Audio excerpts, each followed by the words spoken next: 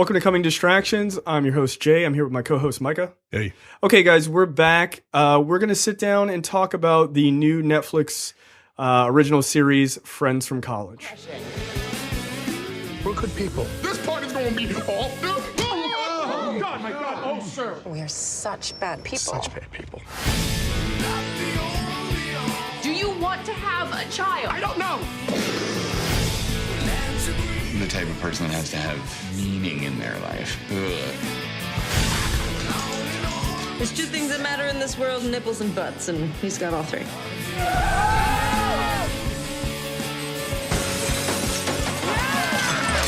I want everyone to know that after a long talk with Max last night, I have decided to go ahead and try to like you. That is achievable. All right.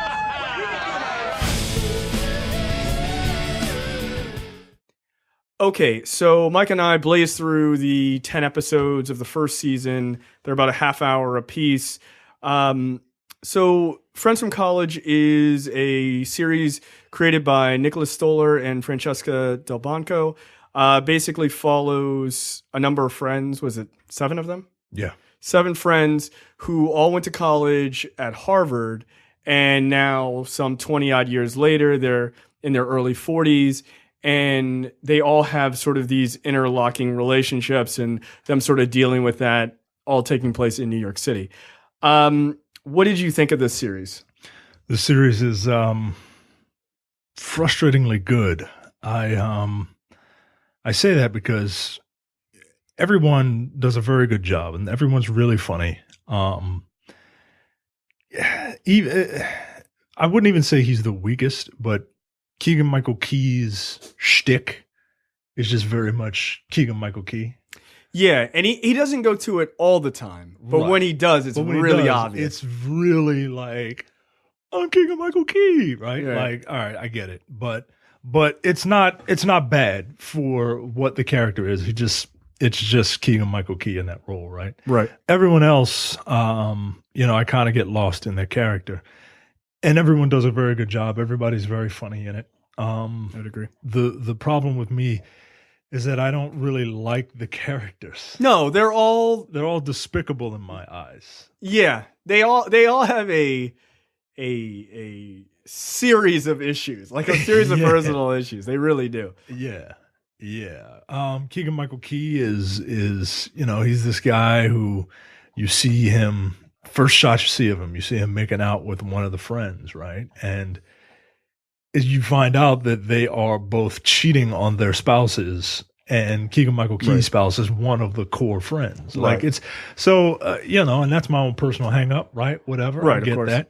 But that makes them despicable. And each one, like you said, has their own issues. Right. But like that makes for interesting characters. It does, and as much as I would agree, especially about Keegan-Michael Key's character, he plays Ethan Turner, who's married to Cobie Smulders, who if you've ever watched How I Met Your Mother, she played Robin, and she also plays Maria Hill in the Marvel Cinematic Universe.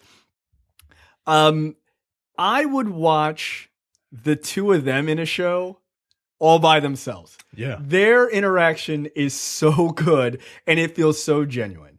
I find them really interesting. The other characters I like, Annie Parisse, who plays Sam. She's like a Manhattan interior decorator. She's the woman who is cheating with Keegan-Michael Key's character. Then you've got Nat Faxon, who I think is hilarious. As Nick, he's basically a trust fund kid, right? And he's got all this money, and he just doesn't work, and he's just having sex with 25-year-old women, and he's just a trust fund guy. Fred Savage, who plays a literary agent, he's a scene stealer.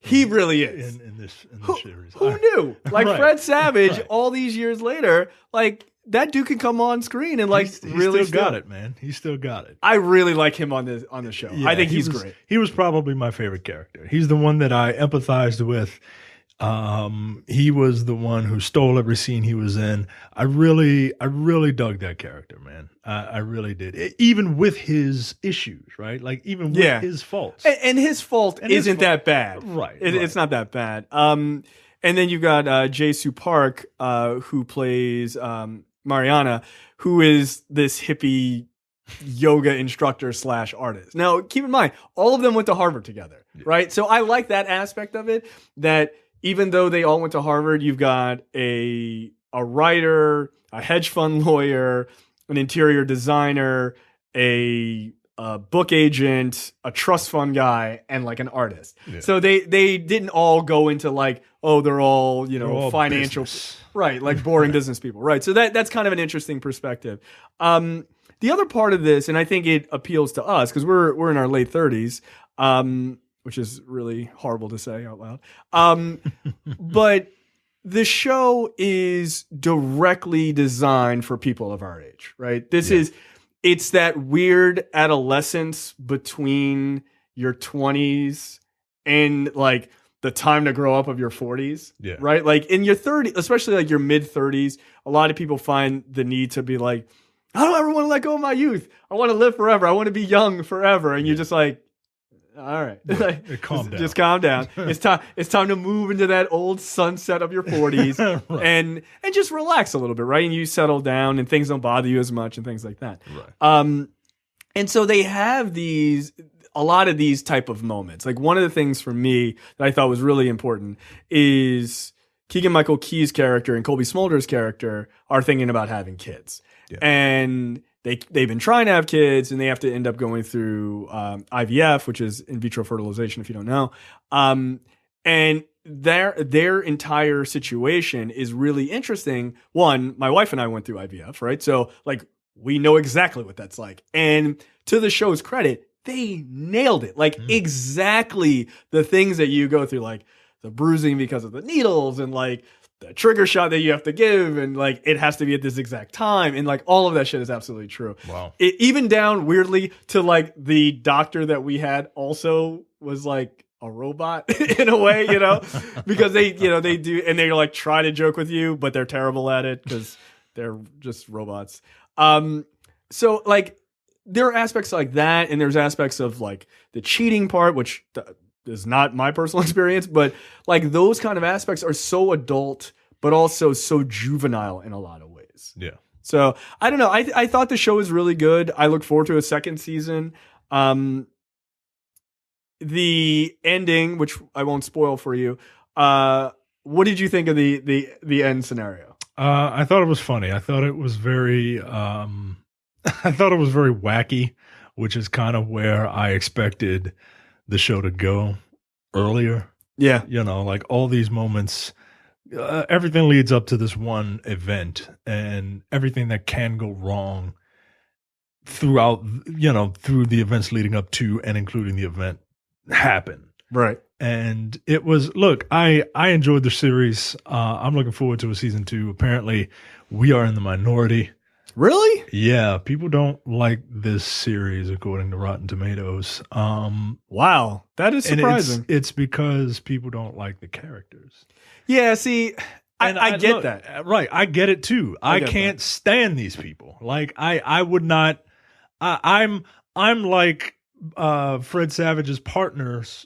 Right. Like I'm trying to like you people. Right. Like that dude is fucking hilarious. Those two had a very good dynamic. Also, like you say, you would watch one with Cobie Smulders and Keegan-Michael Key. I agree with you. I would also watch one with those two dudes. Oh, Billy Eichner and Fred Savage. Yeah, because they're funny, man. Like they're like the odd couple, right? Like there are two gay dudes who could not be any different, and it just. I mean, there are some moments in this series, like a lot of the series does a great balance of incredibly serious moments and incredibly humorous moments, like laugh out loud, funny moments, right? And even those laugh out loud moments are peppered with, like, there's one situation where Fred Savage and Keegan-Michael Key's characters are trying to brainstorm, and when artists brainstorm, they do weird shit to try and get the creative juices going. So they're playing Nerf football or something, right? Yeah. And they're throwing pizza up on all over the place. And Fred Savage's partner comes out and he's like, I gotta go to work in the morning. Yeah, you fucking idiots. Like, calm down. Like, what the fuck? And also, you're 40. Like, you're 40 years old.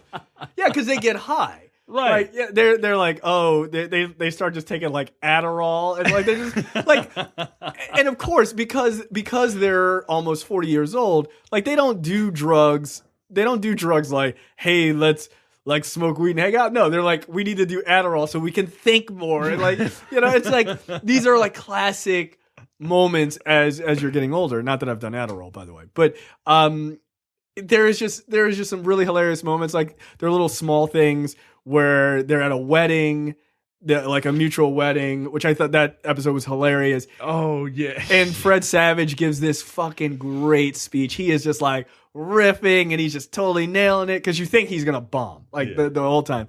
And he's like totally nailing it and everything else. And then at the end of the speech, he just drops the mic and a guy just picks it up and goes, if no one else could drop the mic, that'd be great. These are really expensive. Like, what the fuck are you doing? Again, you're not 20 years old. This is not a rap concert. Like, dude, we're adults.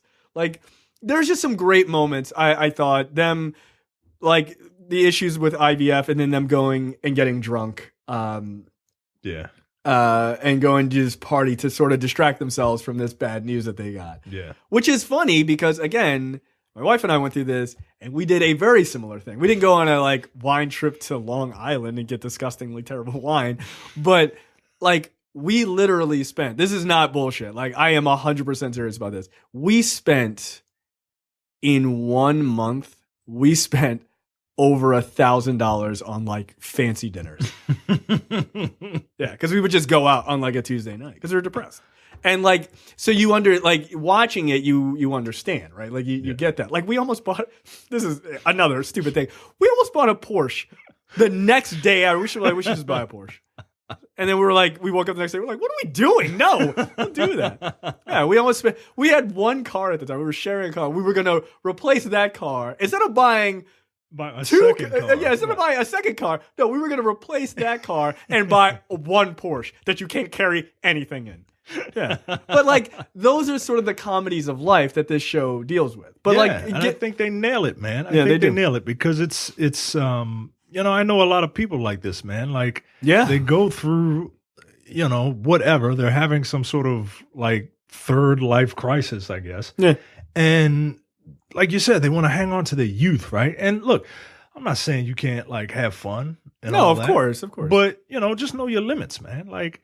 And you're not 22 anymore, dude. Right. You're not 22. You know what I mean? Yeah, and it's actually, before we get out of here, one of the other things I really liked about this show is even though the characters are for the most part fairly despicable, right? Minus really Jae Suh Park's character. Like she's just a wacky person, but she's not. She's just weird. She doesn't have an outward flaw that I detest. Not yet. I'm sure they'll dig into it in season 2. But, even though they are these bad characters, like bad people, the characters are well written. And I think that's where the disconnect is with the scores for the show. You're not supposed to really grade a show on whether you like the people. It's whether or not the show is well done.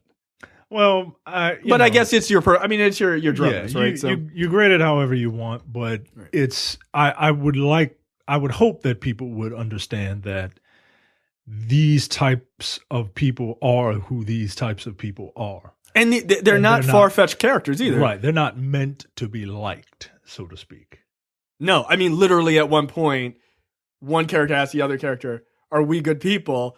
And they're like, yeah, we're good people. And then a second later, they're like, we're terrible people. Right. Like, they know. Like, they are selfish and they do things for their own benefit. So it's a super interesting show. Again, it's 8 episodes. They're 30 minutes apiece. You can knock it out. My wife and I literally watched it in one sitting. Yeah, it's that good. It's that good. And it's engaging. Good. Like, it really is. So season 2 has already been greenlit. Is that right? Yep. So there you go. Check out Friends from College.